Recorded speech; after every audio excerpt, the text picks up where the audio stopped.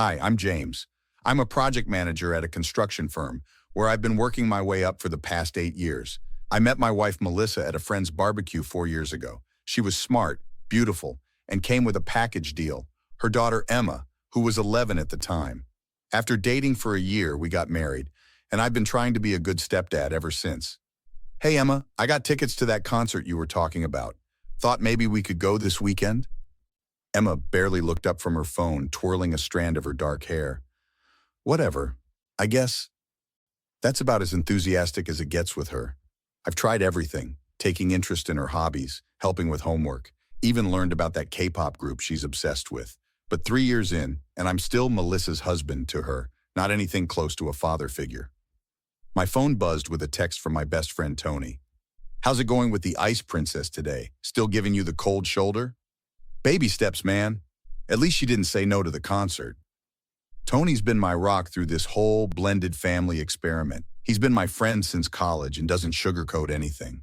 You're trying too hard. Kids can smell desperation. Also, we still on for basketball Thursday? I smiled. At least some relationships in my life were easy. At home, I was going over bills at the kitchen table. Between the mortgage on our house, Emma's private school, and Melissa's recent decision to find herself by taking a part-time job at a boutique instead of her previous marketing position. Money was tight. You really think we need to budget for all these extra activities for Emma? Melissa asked, peering over my shoulder. I just want her to have opportunities. The photography class might help her open up. Melissa kissed my cheek. You're such a good provider. We're lucky to have you. Sometimes her gratitude felt genuine. Other times, like now, something felt off. The doorbell rang, announcing the arrival of Melissa's mother, Barbara. James, dear, still playing accountant, I see. Barbara's smile never reached her eyes. Someone's got to keep track of the money, Barbara. Barbara turned to Melissa. Have you told him about the car yet? My head snapped up. What car? Melissa shot her mother a look. I was going to mention it tonight. My car's making that noise again. I think we need to trade it in. Your car is only 2 years old, I said. Well, Emma will be driving soon. We could get something safer. Later at dinner, I tried again with Emma. How was school today? That science project turn out okay? It's fine. Not like you'd understand it anyway. Emma, Melissa scolded, but with little conviction. What? It's not like he's my real dad or anything. He doesn't need to pretend to care about my stuff. The table went silent. I felt a familiar ache in my chest. She's right, Melissa said, setting down her fork. Maybe instead of trying so hard with Emma, you should focus on having your own kid. Then you'd have someone who has to love you. I just nodded, the words hitting like a physical blow as Barbara watched the exchange with knowing eyes. The conversation died after that bomb dropped. Barbara smirked slightly as she sipped her wine. I excused myself from the table, needing some air. A week later, I came home early and heard Melissa on the phone. I can't talk long. He'll be home soon. No, Emma doesn't suspect anything. I know. I miss you too. It's complicated with James. That night, I checked our bank app. $4,000 had been transferred to an account I didn't recognize. I called my sister Sarah the next morning. She's obviously hiding something. Want me to do some digging? I still have those PI skills from my insurance days. That weekend, Melissa claimed she had a work event. I offered to drive Emma to her friend's house. I can get there myself. I don't need you babysitting me. It's pouring rain. Just let me give you a ride. As we pulled up, I spotted a man waiting under an umbrella. Emma quickly grabbed her backpack. Who's that? None of your business. The man approached, and I felt like I'd been punched in the gut. It was her biological father. You must be James. I'm Derek. He extended his hand with a smug smile. Thanks for dropping off my daughter.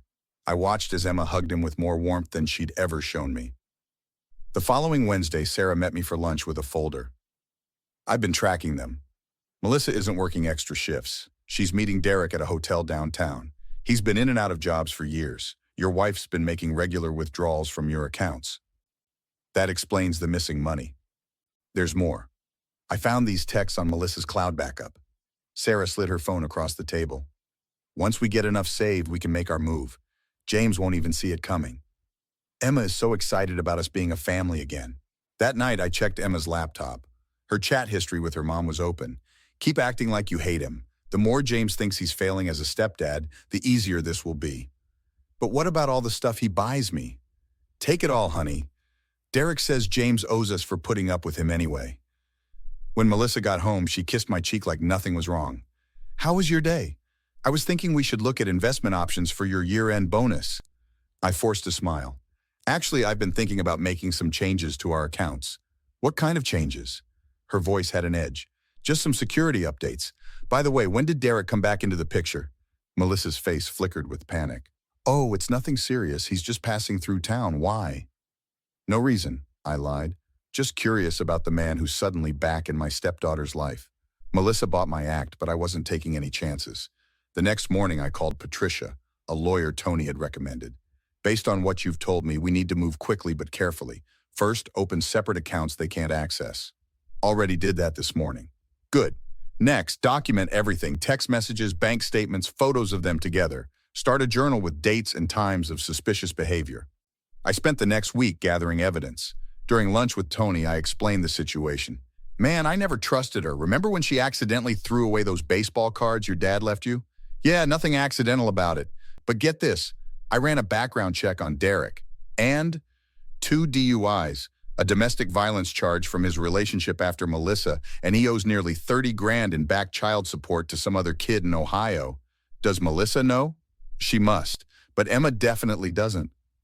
I set up cameras in our living room and kitchen after they left for a mother-daughter shopping trip that Sarah confirmed was actually lunch with Derek.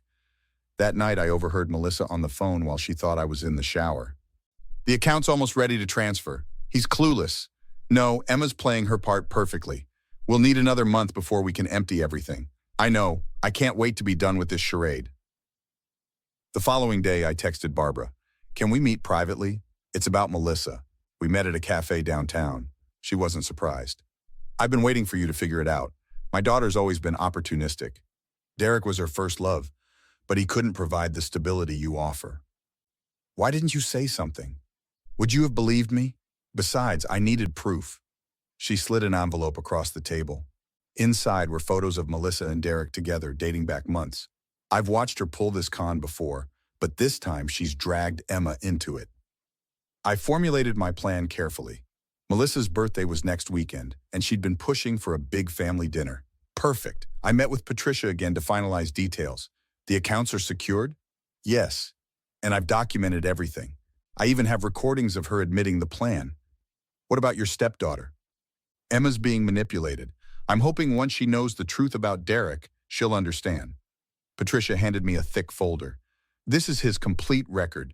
The restraining order from his ex should be eye-opening for a 15-year-old. The day before the dinner, I called Emma's school counselor, Miss Rivera. I'm concerned about some potential manipulation happening at home. If Emma needs a safe adult to talk to afterward, I appreciate the heads up. I've noticed her behavior changing recently. Everything was set. I arranged for Tony and Sarah to arrive early as witnesses. Barbara would bring the photo evidence, and I'd make sure Derek received a special invitation through Emma, knowing Melissa wouldn't be able to resist having him there for her victory lap. As I laid out my suit for tomorrow's dinner, Melissa wrapped her arms around me from behind. You've been so secretive lately. Planning a surprise for my birthday? I smiled at her reflection in the mirror. You could definitely say that. The restaurant for Melissa's birthday dinner was packed when we arrived. Tony and Sarah were already at our reserved table, and Barbara arrived minutes after us. Where's my special surprise? Melissa squeezed my arm. It's coming. Right on cue, Emma walked in with Derek behind her. Melissa's eyes widened, darting between me and them. You invited him? Her voice wavered. I figured family should be together for your birthday. Once everyone was seated and drinks were served, I stood up and raised my glass. Before we order, I'd like to make a toast to Melissa. You've taught me so much about family. I pulled out an envelope, like how you and Derek planned to clean out our accounts and disappear. The color drained from Melissa's face. What are you talking about? I placed bank statements on the table. $4,000 last month, $6,000 the month before, all to an account in Derek's name. Emma looked confused. Mom, what's he talking about? I turned to her. They've been using you, Emma. Your mom told you to act like you hated me so I wouldn't suspect anything. That's ridiculous, Melissa snapped. I played the recording from my phone. The account's almost ready to transfer. He's clueless. Emma's playing her part perfectly. Emma's eyes filled with tears. You made me treat him like garbage? For money? Derek put his hand on Emma's shoulder. Honey, it's complicated. Don't touch me. Emma jerked away. Was anything real? Barbara slid her envelope across the table. Your mother and Derek have been planning this for over a year, dear. Derek stood up. This is bullshit. We're leaving. Come on, Melissa, Emma. Actually, Tony interjected, the police would like a word first.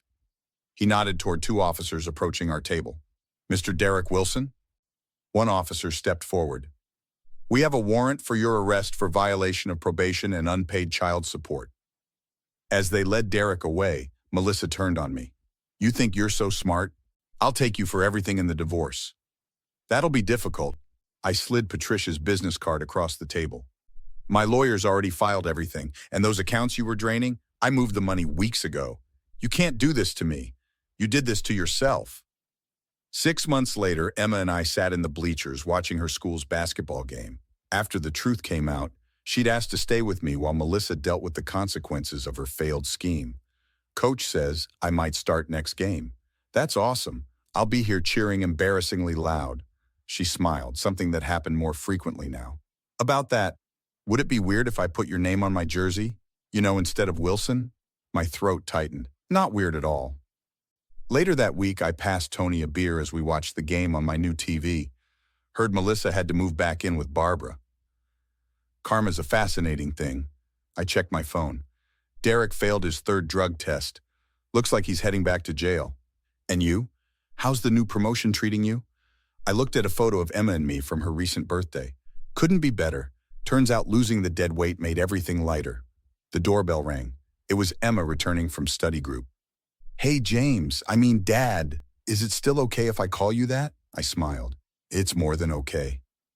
What would you have done in James's position?